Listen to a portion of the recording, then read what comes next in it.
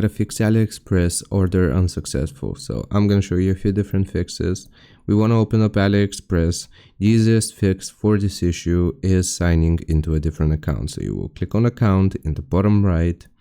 Then you want to go and select the gear icon next to your country flag and scroll all the way down until you see sign out.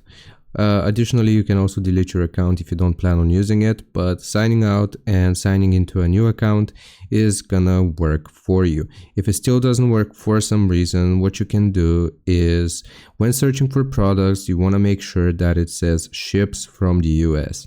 So here I've just go search for ships from the US, and if you find a product, for example this one, and it says ships from the US, then this is not going to give you the issue.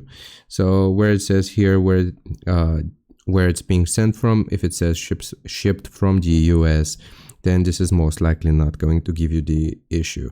So I hope this helps you out. Leave a like and sub, and I'll see you next time.